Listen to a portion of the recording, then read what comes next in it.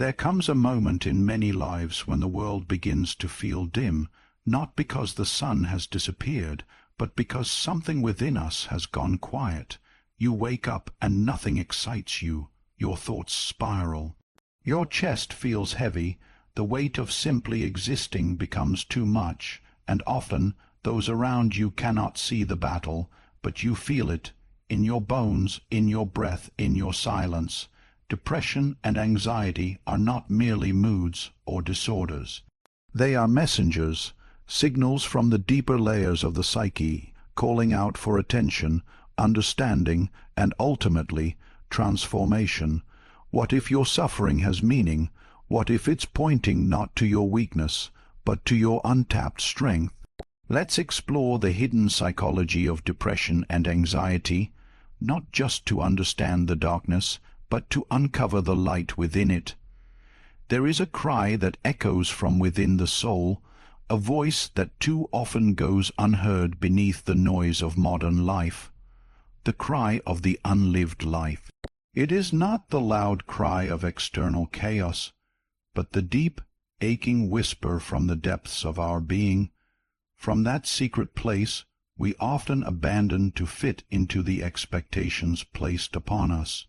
We suffer not always because something is wrong with us, but because something essential within us has been neglected, denied, or buried alive. In the quiet chambers of the psyche there exists a force, the self, that yearns for expression, for authenticity, for the freedom to unfold as it was meant to. But in our pursuit of order, of validation, of external achievement, we trade the gold of our inner world for the counterfeit comfort of approval. We put on masks, adapt to roles, live out scripts handed down to us by family, culture, and fear. The soul, however, does not forget. It waits, and when it waits too long, it begins to protest. Depression, in this sense, is not merely a malfunction. It is the language of the soul crying out for truth. It is not simply a mental illness to be eradicated, but a message to be deciphered. Behind the heaviness, the numbness, the exhaustion, there is a sacred lament. You have not lived what is yours to live. It is not that you have failed, but that you have failed to be yourself. We are taught early to suppress desire in the name of being good, being practical, being responsible, and these virtues have their place. But when they are pursued at the expense of one's own essence, they become prisons. A child who loved to dance is told to be serious. An adolescent who dreamed of painting is warned to choose something realistic. A young adult with a wild vision is pressured into stability. So we comply, we forget, but the body remembers, the unconscious remembers, and it begins to speak in the only language it has symptoms. A man once told me he was drowning in success. Everything around him sparkled, his reputation, his wealth, his influence. But everything inside him was dark. Each evening he numbed himself with alcohol, haunted not by failure, but by the dreams he abandoned. He had once wanted to be a composer, to give voice to the music that pulsed through him like a second heartbeat. But he buried that dream, and the artist in him did not die, it went underground. Depression was not his weakness, it was his truth, trying to find a way to the surface. What we call pathology is often prophecy. Depression does not always mean something is broken. It may mean something is awakening, but awakening is painful. To feel the distance between the life you live and the life you were meant to live is unbearable. And yet, to avoid that pain is to remain numb, to remain asleep. This is why the journey of healing is not only about symptom relief. It is about meaning. It is about becoming honest with oneself. For many, the cure for depression lies not in medication alone, but in excavation, in descending into the forgotten places of the soul and reclaiming the treasures buried there. What have you silenced? What passion have you sacrificed? Whose approval did you chase while abandoning your own? The world rewards conformity, not authenticity, but the soul does not care for applause. It longs to express itself in its fullness. And if you will not allow it space in your life, it will create space through suffering, anxiety, depression, restlessness. These are not enemies, they are signals. They are the psyche's way of alerting you have gone off course. You are betraying something sacred within. In my work, I have seen people come alive not when they achieve more, but when they remember what they truly love. A woman worn down by years in a loveless marriage found joy again, not through therapy alone, but when she began to paint the way she did as a girl. A man imprisoned by perfectionism found peace not by eliminating fear, but by giving himself permission to fail as a writer, just to write again. These were not medical miracles. These were psychological homecomings, and yet the road to such homecoming is rarely easy. To admit you have abandoned yourself is to grieve. To choose a new path is to confront uncertainty. The unlived life does not resurrect without cost, but what is the cost of ignoring it? A life that looks successful, yet feels meaningless, a soul that ages, yet never matures, a body that breathes, yet never sings. You may be praised for your sacrifice. People may admire your achievements, but late at night, when the world goes silent, the question remains, did you live what was yours to live? Depression may be your soul's refusal to accept a lie. It may be its rebellion against a life of falsehood, and in that sense it is not your enemy, it is your guide. When the cry of the unlived life emerges, it is not too late. That cry is the beginning. It is the call to turn inward, to excavate the forgotten, to reclaim the lost, to make amends with the self you betrayed.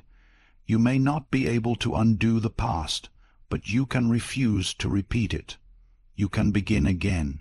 You can listen. You can ask, what is it that I love? What is it that I have abandoned? What song remains unsung within me? And when you listen long enough, you may hear the whisper beneath the pain. You were meant for something else.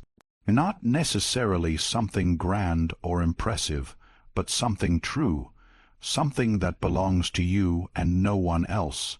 Depression, then, becomes not the end, but the threshold, the beginning of the journey back to your soul. Do not silence that cry. Do not sedate it. Do not judge it. Honor it. Let it guide you. Let it teach you where you strayed, and then follow it, not with fear, but with reverence, for in that cry is your salvation. In that cry is the life you were meant to live. Anxiety, in its most primal and unfiltered essence, is not a pathology, not a defect to be corrected, but a signal, a sacred tension between the self you have known and the self you are destined to become. It does not stem from the reality of danger, but from the shadow of possibility. It emerges not from what is, but from what might be, from the vast, untamed frontier of your own potential. The future, with all its unknowns, holds the terrifying promise of transformation, and the psyche, though yearning to grow, trembles at the cost it must pay. The anxious soul stands on the threshold of becoming. It sees not only the promise of light, but also the inevitable loss of the familiar. For to become, we must first let go. We must relinquish the comfort of identity, the mask we have worn, the roles we have rehearsed.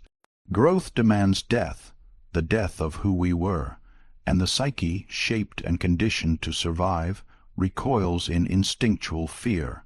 Imagine the young woman, raised in a small town, preparing to leave her home for the first time to study in a foreign land. She stands amid her packed bags, but her chest tightens, her breath shortens, her mind floods with doubts. She questions her decision, her strength, her worth.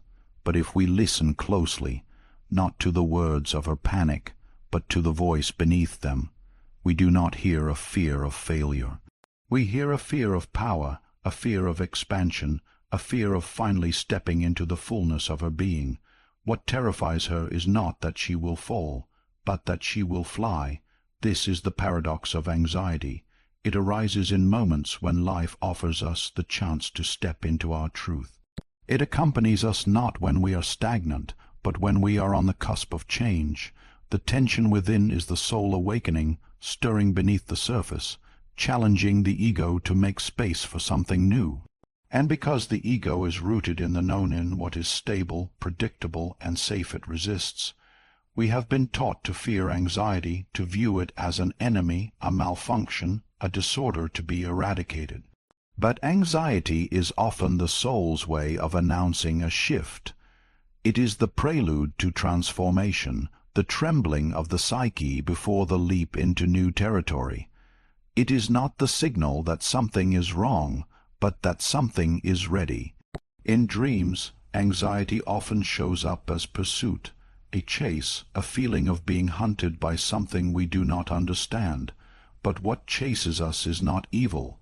It is our own potential, our own unlived energy, asking to be acknowledged. The psyche does not want us to remain small. It pushes, it prods, it disturbs, because the soul does not settle for comfort when truth is calling, and yet the cost of becoming is great. It threatens the structures we have built, the personas we have maintained, the attachments we have formed. The person who dares to change must grieve. They must mourn the familiar, even if the familiar was suffocating. They must confront their own resistance, not because they are weak, but because they are human. To become someone new is to walk through fire. It is to dismantle the armor of habit, to step into the unknown without a guarantee. And anxiety, like a loyal guardian, tries to hold you back. It whispers warnings, floods you with doubt, fills your body with signals of danger. But these are not punishments.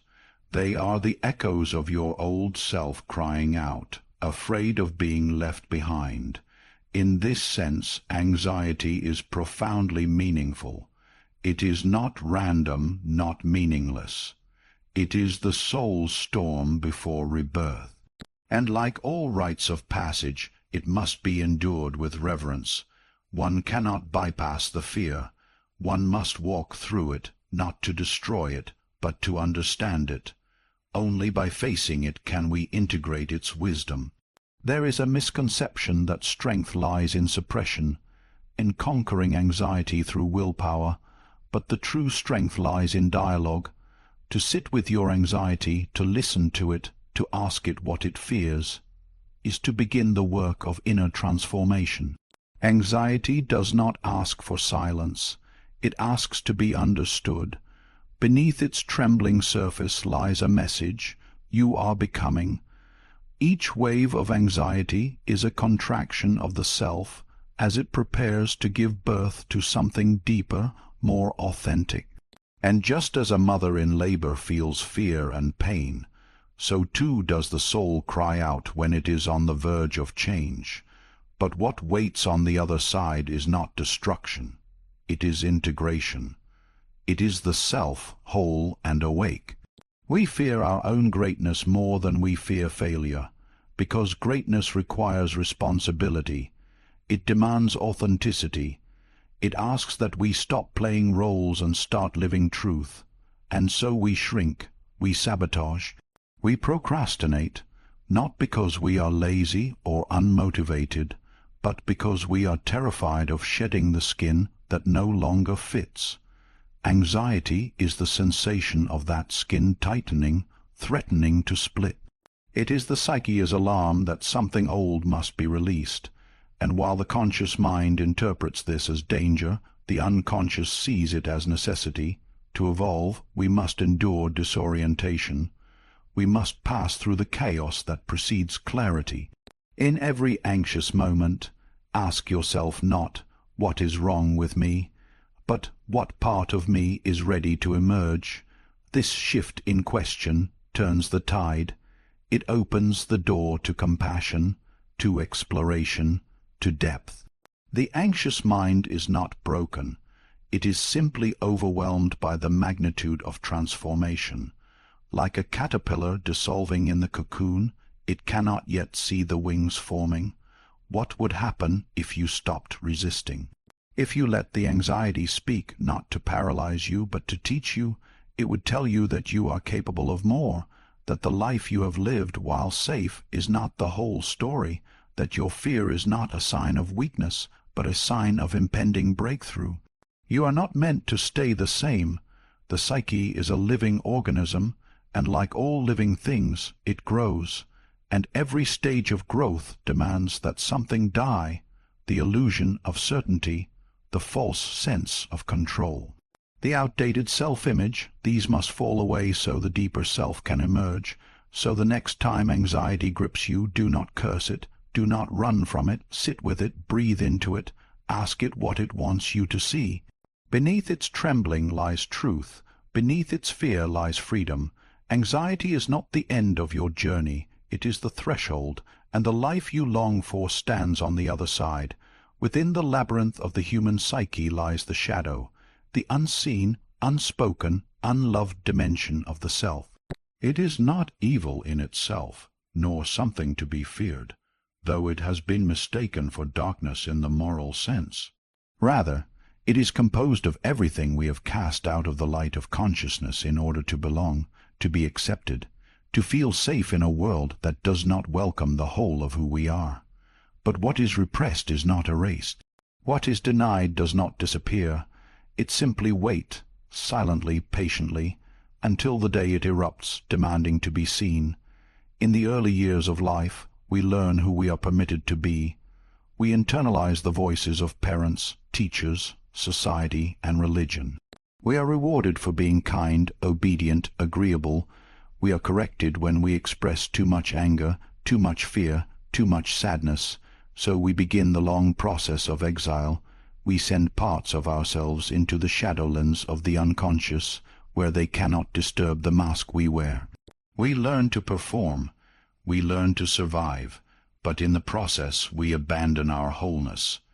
Consider the boy who is told that real men don't cry. He will grow up proud of his strength, praised for his composure. But beneath that hardened surface, sadness gathers like storm clouds. He cannot name it, but it weighs him down. Or the girl taught that anger is unbecoming. She smiles even when she's hurt, even when her boundaries are violated. But her resentment festers, transforming into anxiety that tightens her chest and steals her breath.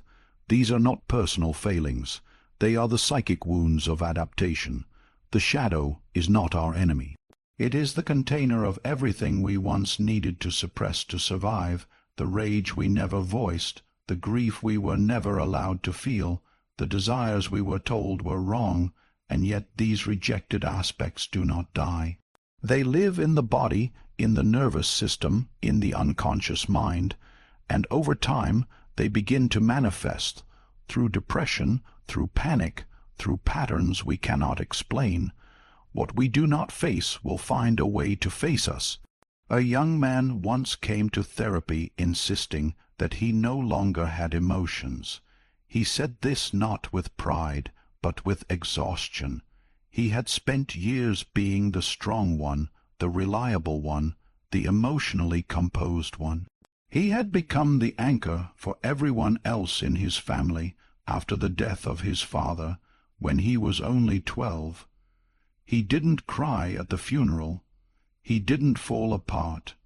He received praise for his strength. But what no one saw was the silent deal he made with himself. To survive, I must not feel. To be loved, I must not break. Years passed. He achieved success, maintained relationships, functioned outwardly. But inwardly, he was numb. He said he was tired all the time, but doctors found nothing wrong. He believed himself to be depressed, yet could not point to any feeling. And this was the key. His depression was not the absence of emotion. It was the weight of 1,000 unspoken sorrows, buried so deeply that even he could not name them. His shadow held not only the grief of a lost father, but the rage at being left, the fear of being vulnerable, the longing to be held. Healing did not come quickly. It began with permission, the permission to stop being the strong one, the composed one, the perfect one. It began with creating space to feel what had been exiled for years. And in time he met the shadow he had run from. He wept, not only for his father, but for the boy who was never allowed to fall apart. And in that sacred undoing he began to live again. This is the journey of the shadow, not toward indulgence, but toward integration. We do not explore our hidden selves to justify destructive behavior or to dwell in pain. We turn toward the shadow to reclaim the pieces of ourselves we abandoned in the name of survival. We meet our anger so that it no longer poisons our relationships. We name our sadness so that it no longer clouds our joy. We own our fears so that they no longer dictate our choices from the shadows. The path is not easy. The ego will resist. It has worked hard to build a persona that keeps us safe. It fears that if we look too closely at what we've buried, we'll be overwhelmed. But the truth is this: the shadow is only frightening when left unseen. The moment we bring it into the light, it loses its power to control us. It becomes not a monster, but a wounded child waiting to be loved back into wholeness. Many of our deepest struggles, depression, anxiety, self-sabotage, are not signs of weakness or disorder. They are expressions of the shadow's cry for attention. They are the psyche's way of asking us to turn inward, to listen, to integrate. Until we do, we remain split, living one life outwardly while another life waits, hidden and silent, beneath the surface. To deny the shadow is to live half a life. It is to be incomplete. We may gain the world's approval, but we lose ourselves. We may look composed, but feel empty. We may be surrounded by people, yet feel profoundly alone, because no one truly knows us, not even ourselves. But when we face the shadow, when we embrace the parts of ourselves we once feared or hated, we begin to experience true freedom. Not the freedom of pretending everything is fine, but the freedom of being whole, of feeling without shame, of acting from authenticity rather than compulsion, of choosing our path with awareness rather than unconscious repetition. This is not a one-time event. It is a lifelong practice, a commitment to inner honesty, to self-compassion, to the sacred work of becoming real. And each time we choose to turn inward rather than run, to listen rather than judge, we reclaim a piece of ourselves. We become less fragmented. We come home. You were not born to be only half of who you are. The light in you is brilliant, yes, but it is the shadow that teaches you depth. It is the hidden, the buried, the broken that gives you roots. And when you make peace with what you have denied, you do not become someone new. You become someone true. Pain is not the enemy. It is not the cruel hand of fate come to shatter our fragile dreams. It is not punishment, nor is it merely a symptom to be removed or avoided. Pain is the great revealer. It strips away our masks, tears through the illusions we construct to survive, and leaves us exposed, trembling, undone. And yet, in that very undoing, we find the beginning of something greater than comfort. We find the possibility of transformation. To suffer is to be human. There is no life without wounds, and there is no soul that reaches maturity without first breaking open. The wound is not a sign of weakness, but the imprint of life having touched you deeply. We live in a world that teaches us to numb, to distract, to push forward at all costs. But when suffering comes, it halts us. It pulls us down into the depths. It demands that we feel, that we reckon with the truths we've ignored.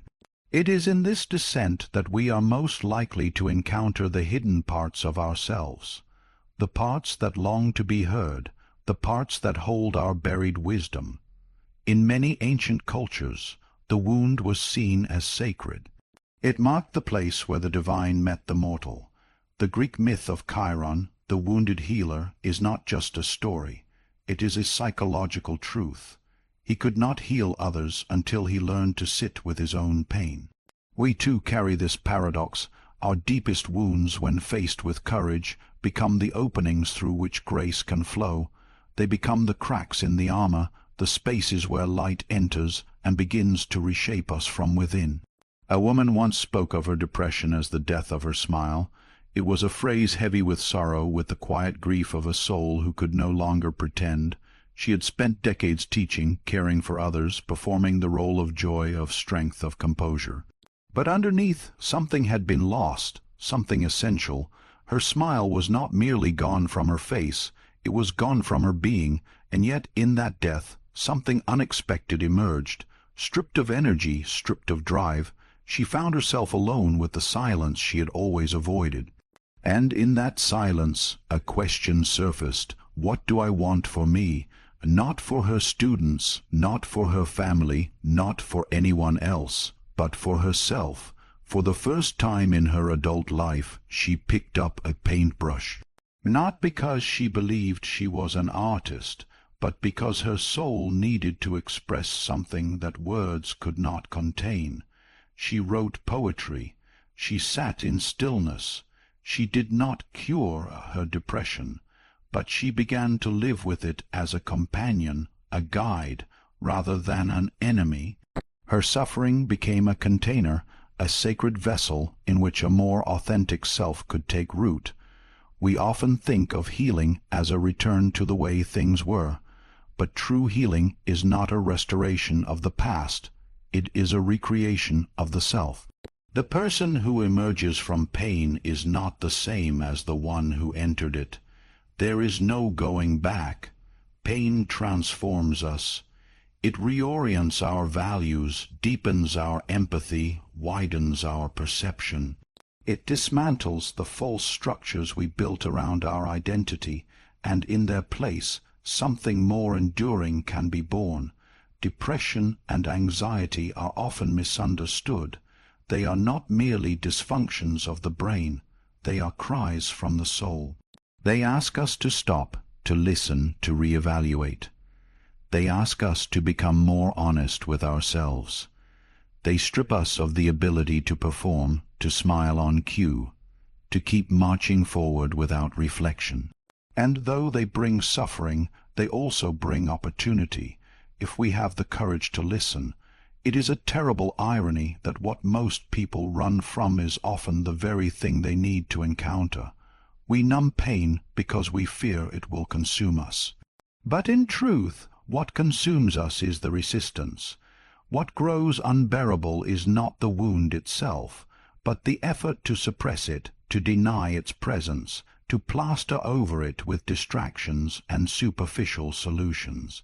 But when we turn toward the wound, when we give it our attention, our compassion, our willingness to feel, it begins to change. It does not vanish, but it softens, it speaks, it teaches.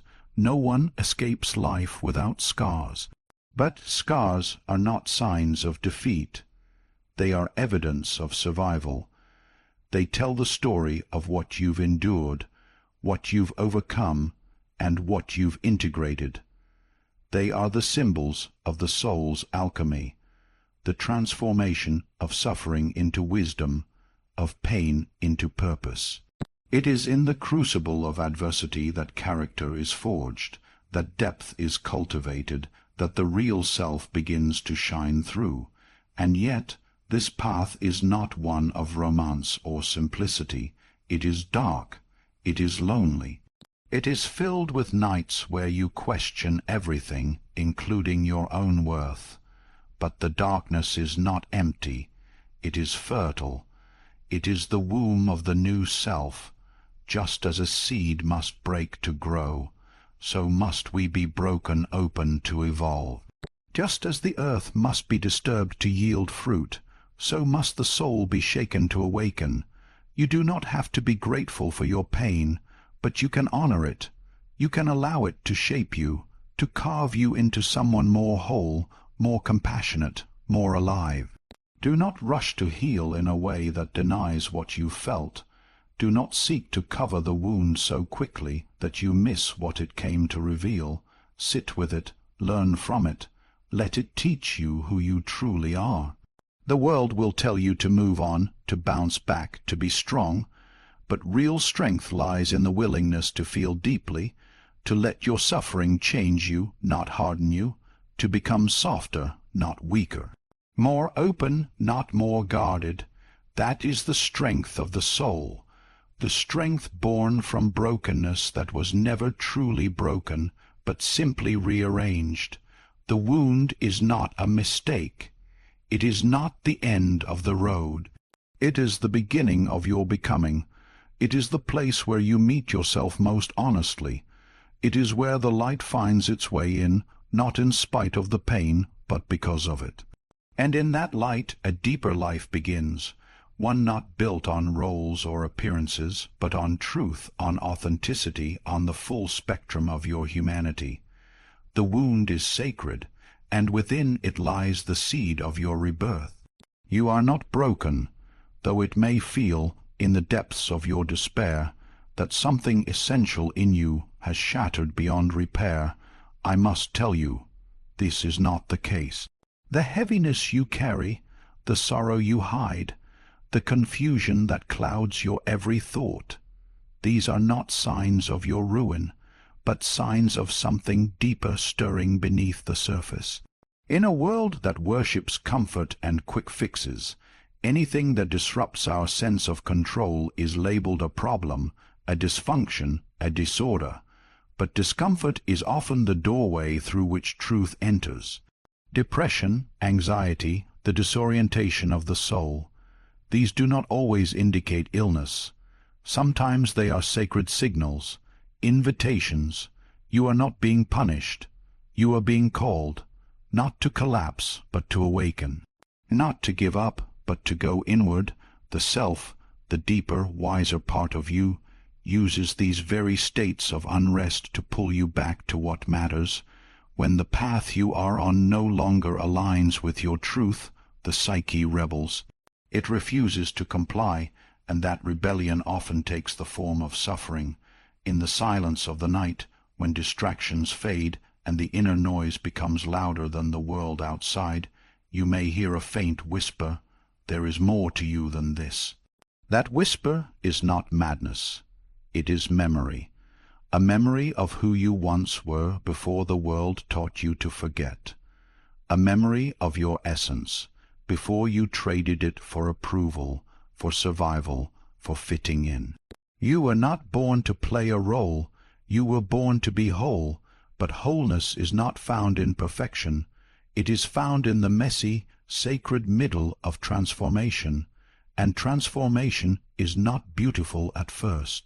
It is often terrifying, disorienting, painful. Like the caterpillar that dissolves inside the cocoon, there is a stage in becoming where everything you were must fall apart. Your old stories, your false beliefs, your carefully constructed persona, they begin to break down.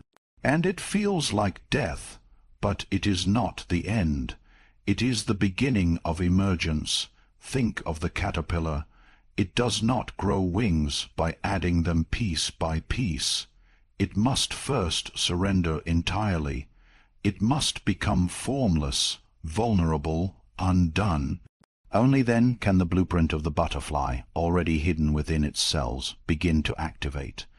If someone were to cut open the cocoon prematurely, to relieve the caterpillar from its discomfort, they would not save it. They would destroy the very process that leads to flight. So too with the human soul. If we rush to soothe the pain without listening to it, we rob it of its meaning. We interrupt its message. We silence the voice that came to guide us home. You may believe that healing means returning to who you used to be. But that version of you is gone, not because you failed, but because you outgrew it.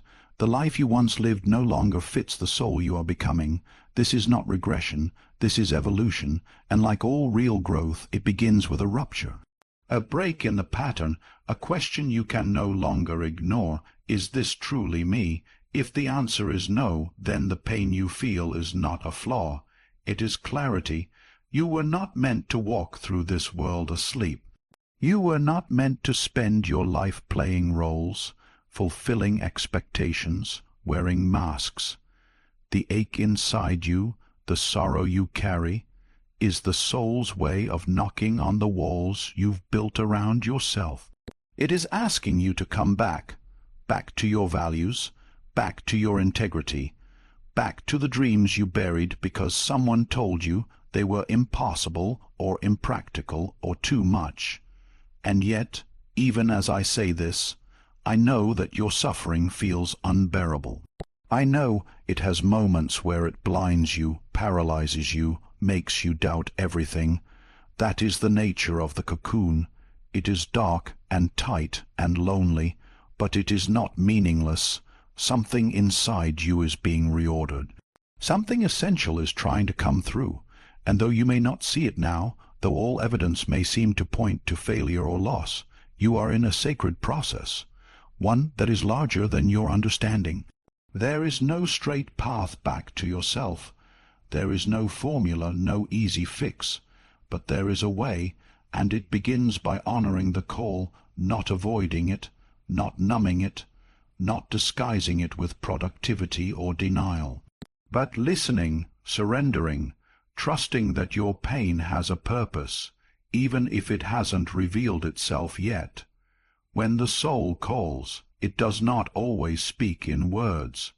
It speaks in emotions, in dreams, in bodily unrest. It speaks in moments when life no longer feels real, when the roles you play feel hollow, when your smile feels like a lie. These are not signs that you are broken. These are signs that something deeper in you is awakening, and it is asking for your attention. The anxiety you feel may not be a warning of danger. It may be the energy of new life trying to break through the walls of the old. Do not mistake your suffering for failure. Do not believe that your struggle makes you unworthy or weak. You are not meant to be the same after this. You are meant to emerge wiser, more compassionate, more aligned with who you truly are. The pain is not your identity. It is the pressure that precedes expansion. It is the fire that burns away what is false so that what is true can remain. If you are in that space now, the space where nothing makes sense, where everything feels heavy, where you doubt your ability to go on, I want you to know this: you are not alone. Many have walked this path. Many have passed through this dark forest and come out on the other side, not as they were before, but as something more whole. You will not remain in this place forever. The cocoon does not last. But it is necessary. You are not being punished. You are being prepared for the life that calls you, for the voice that is yours, for the path that only you can walk. This is not the end of your story. It is the middle, the sacred, messy, unbearable middle, where the old falls away and the new has not yet taken form, where everything feels uncertain, and yet everything essential is being reborn. You are not broken. You are being called, and when the time is right, when the truth within you is ready, you will emerge, not as someone fixed, but as someone free. If you are in the depths of despair, don't just ask, "How do I escape this?" Ask, "What is this trying to show me?" Your pain is not pointless. Your anxiety is not meaningless. Your depression is not weakness. These are not the enemies of your life. They may be the rough hands of your deeper self trying to wake you up. There is truth hidden in your suffering. Dare to listen. You are not lost. You are becoming.